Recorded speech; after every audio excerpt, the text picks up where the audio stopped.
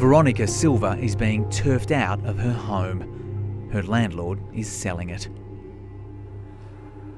It's just too hard. I'm crying myself to sleep most nights because it's just stress. She's found somewhere else to rent, but it's 60 kilometres further inland, away from her 13 great-grandchildren. I'll end up locking myself in that house and not coming out. That's what's going to happen to me. Her new place costs $70 more a week, so Veronica will have to cut back on food and her internet. Across Australia, rents are rocketing. We have a national level crisis around housing supply. Every year we say it's tight. This year it could not be tighter.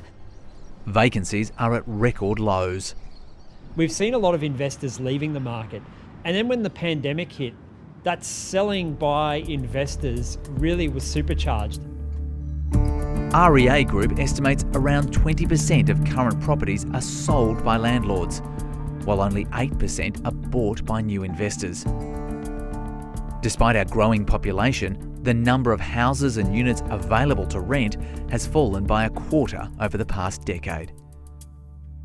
During the pandemic, about 500,000 people left Australia and returned home. That should have meant lower rents and plentiful options.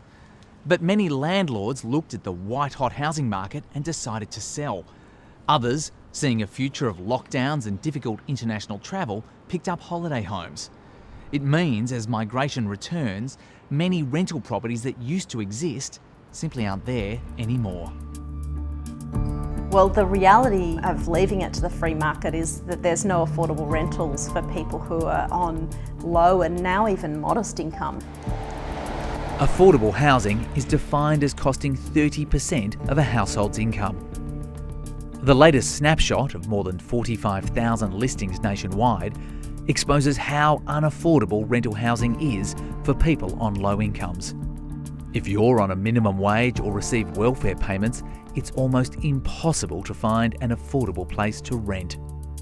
This is by far the lowest that we've seen availability and that we've seen affordability. It really is desperate.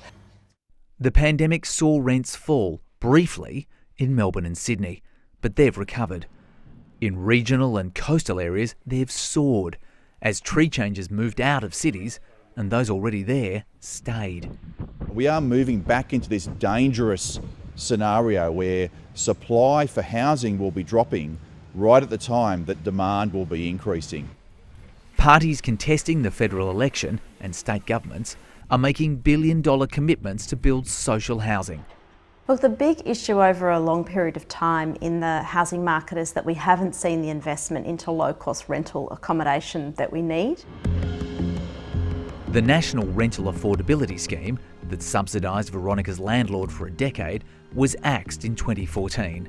In her suburb alone, support will disappear for 22 homes this year. I'm going to miss all these people that are around me. They all have, at one stage or not, touched my life and made it better. And I've got to go and do that again at 78. I can't. Rising pressure in homes across the nation.